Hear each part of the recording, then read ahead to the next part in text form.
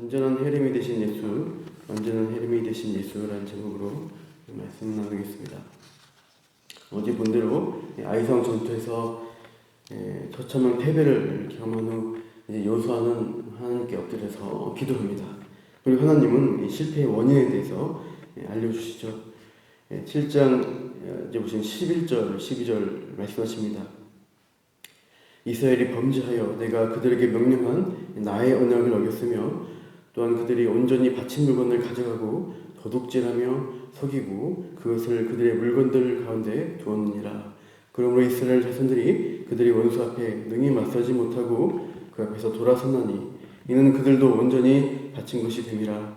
그 온전히 바친 물건을 너희 중에서 멸하지 아니하면 내가 다시는 너희와 함께 있지 않으리라. 이 말씀을 하셨습니다. 그래서 보시면 하나님이 이 시편 이유가 이렇게 반복된 단어가 온전히 바친 물건을 훔쳤다라고 합니다.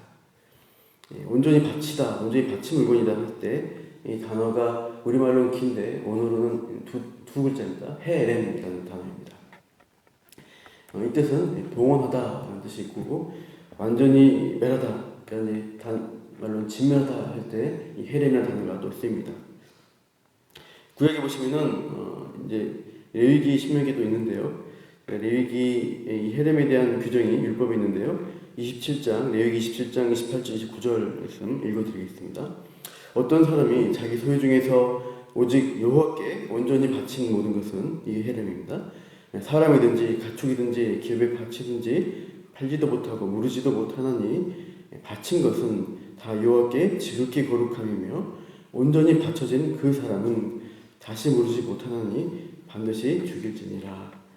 그러니까 물건이면 구별된 하나님의 것으로 선물로 온전히 물을 수 없이 바쳐져야 한다는 것이죠. 영원히 하나님의 소유로 드려지는 것이고 가축이나 사람이면 죽임으로써 하나님께 드려진다, 바쳐진다 이것을 말씀하는 규정입니다.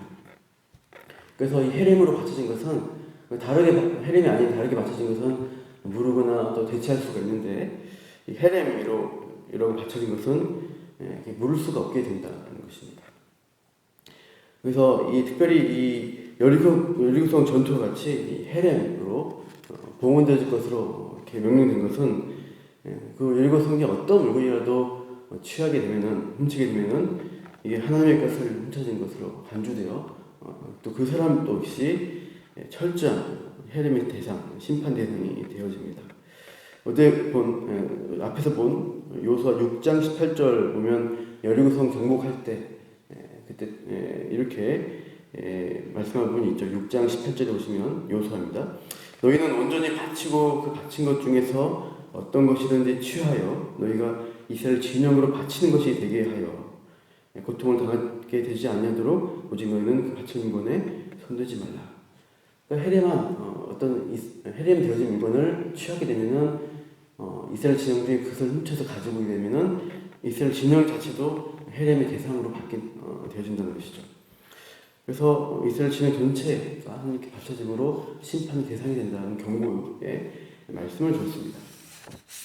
이 구약에 보시면 이 헤렘 명령이 자주 나오는데 주로 쓸 때 이 가나안의 진멸과 많이 관련되어 있습니다. 그러니까 이 가나안에 대해서 하나님이 헤렘하기 원하시는 하나님의 의도가 있는데요. 이 가나안 민족이 이제 그 지역, 그 문화가 참 발달된 곳입니다. 이 상대적으로 이스라엘은 노후되어 있고 낙후되는 곳에 어떤 민족이라고 할 수 있어요. 그러니까 종교적, 문화적으로 잘 발달되는데 그 방향이 타락한 방향, 하나님이 원치 않는 방향으로 발달돼요. 그래서 바알 숭배가 대표적이고, 그래서 그 바알 숭배하면서 사람들이 성적으로 방종을 하게 됩니다. 근데 그게 이제 그들의 풍요를 가져온다라고 생각하는 발상이 있습니다. 그리고 또한 자녀들을 이렇게 우상에게 바치면서 잔인하게 죽여서 바치는 인신제사 같은 것들을 발달시키고 있어요.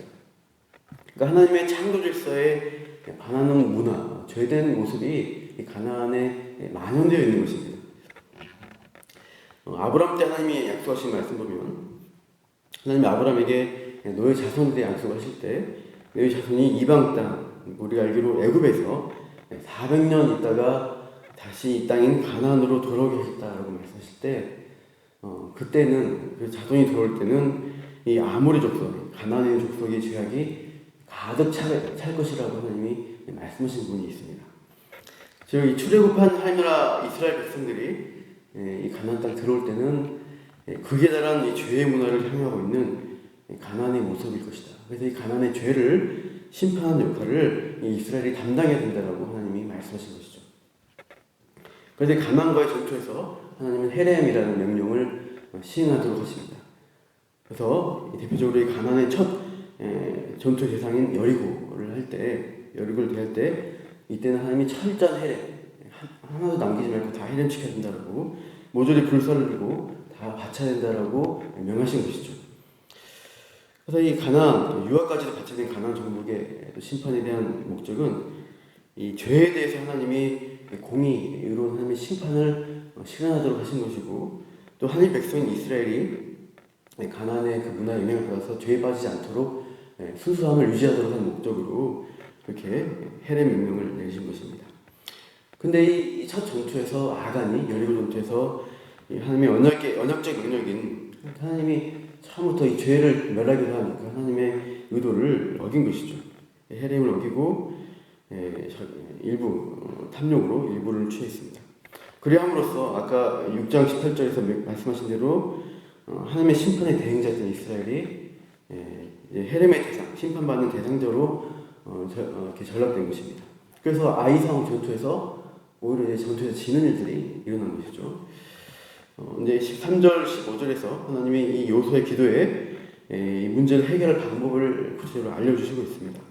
그래서 13절 보시면 차례차례 너희가 이 바친 물건, 헤렘된 물건이 너희 가운데 저기까지는 13절 마지막에 내 원수들 앞에 능히 맞설 수 없다. 너희도 헤렘의 대상이기 때문에 패할 수밖에 없다라고 하시는데 14절 보시면은 이제 그 바친 물건을 이제 다시 온전히 회복하는 것들은 대비 뽑기를 통해서 찾아내라고 알려주십니다. 그래서 차례차례 뽑습니다. 처음에 뽑히는 지파가 나오면 가족이 나오고 가문이 나오고 남자들이 나오게 해서 추려내라고 말씀하시고 있어요. 그래서 16절부터 18절 보시면은 실제로 제비뽑기를 실시합니다. 그래서 먼저 나오는 지파가 16절에 유다 지파가 나오게 됩니다. 17절에서 유다 지파 중에 세라 족속 큰 그룹이 나오고, 또 17절 마지막에 삽디 가족이 뽑힙니다. 18절에 보면 삽디 가족 중에 나오는 사람이 마지막에 아간이라는 네 단계를 통해서 아간을 추려냅니다. 차례차례 제비뽑기가 진행되는데 이 아간이 얼마나 이 뽑히는 동안 얼마나 속이 타겠습니까? 자기가 훔친 것은 자기가 알잖아요. 또 가족도 아마 같이 숨겼을 때 알 것입니다. 근데 참 끝까지 버티고 있는 모습으로 이렇게 숨기고 있습니다. 알아서 나오면 좋을 텐데. 그래서 참 회개하는 심정이 되지 못하고 계속 자기를 속이고 스스로도 속이고 있는 모습으로 있는 모습을 볼 수 있어요. 하나님의 이 심판에 대한 분명한 명령을 듣고도 하나님의 이 심판에 대한 두려움이 없는 것입니다. 괜찮다라고 스스로 버티다가 마지막에 이제 하나님이 강제적으로 그 죄를 드러내시는 것이죠. 19절 보시면 제비뽑힌 이 아간을 향해서 여호수아가 자복하라고, 너가 한 일이 무엇이냐라고 말하라고 합니다. 그제서야 아간은 마지못해 자신의 죄를 이제 실토하게 되죠.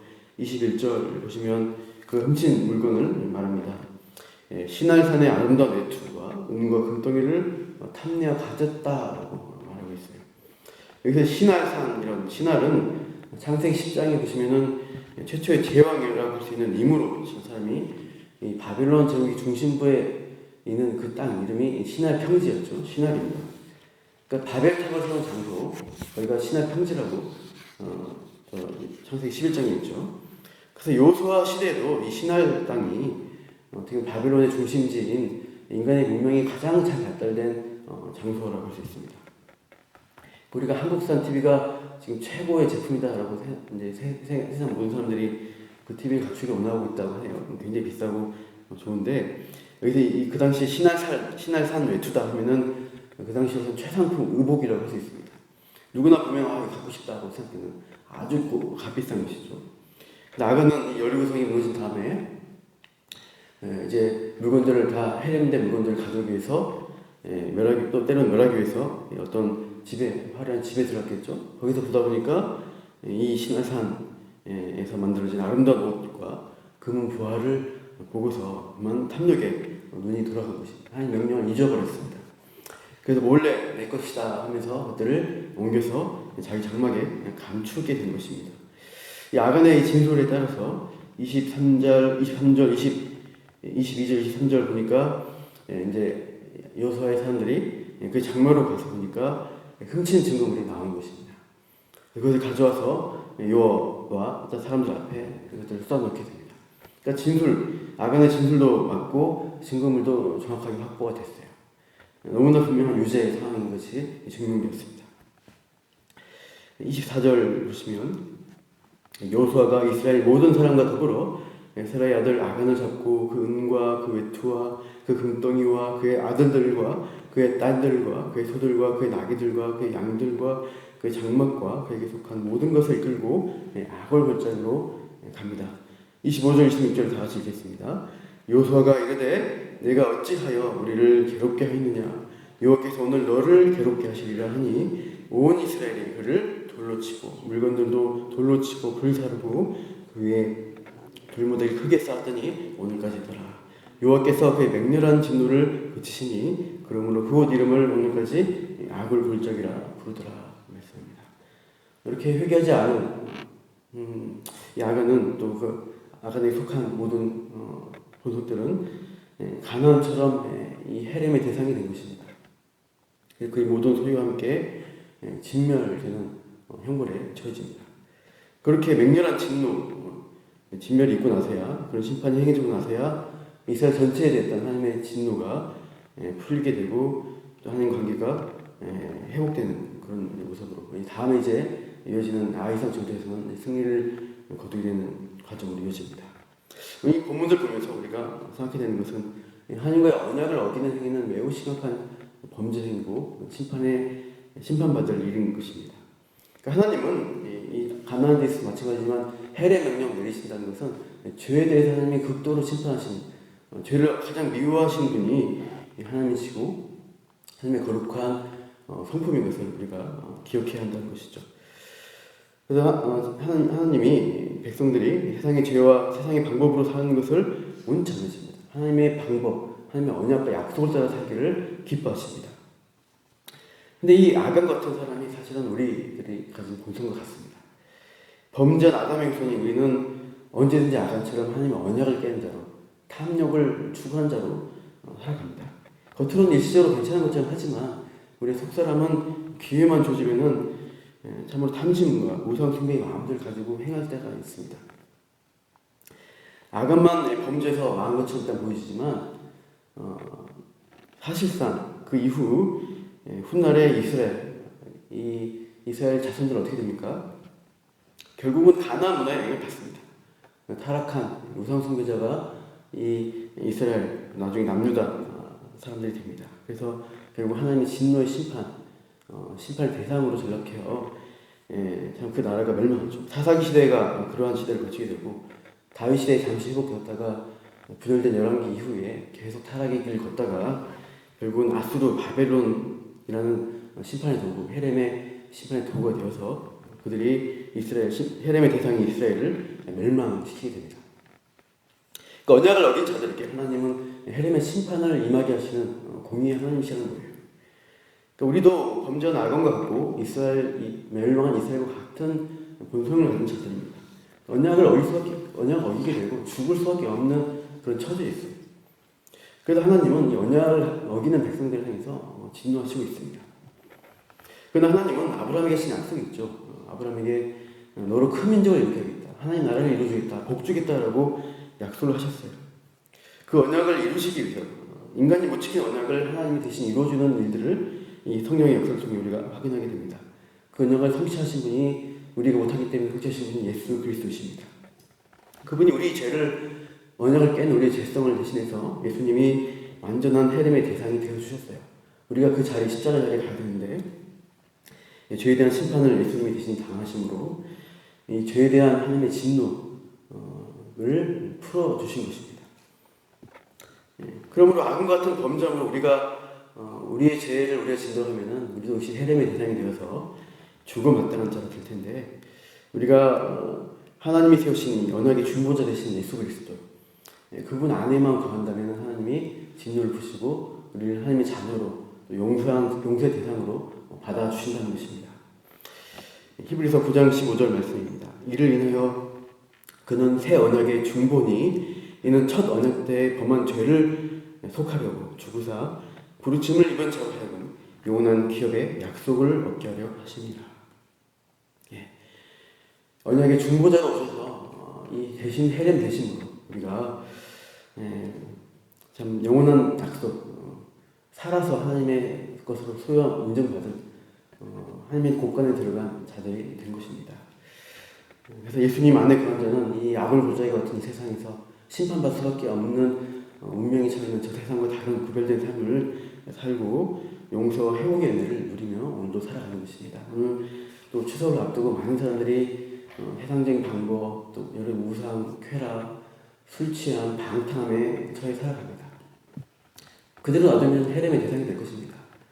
우리는 먼저 예수님을 통해서, 예수 그리스도를 통해 헤렘의 대상에서 벗어나 참으로 하나님의 백성이 된 것처럼 이 세상 사람들에게 빛과 소금으로 헤렘에 빠질 수밖에 없는 그들을 향해 용서받을 수 있는 이 은혜의 복음을 전가하며 오늘도 살아가시기를 축원합니다. 기도하겠습니다. 하나님, 참으로 아간이 하나님의 것을 도둑질함으로 그의 탐욕과 우상 숭배된 그의 모습과 그의 본질을 드러냈습니다. 헤렘받아 심판받아 마땅한 가나안 사람과 같은 타락한 모습의 아간이 온전히 심판받음으로 이스라엘에 대한 하나님의 진노가 풀어진 것을 보게 됩니다.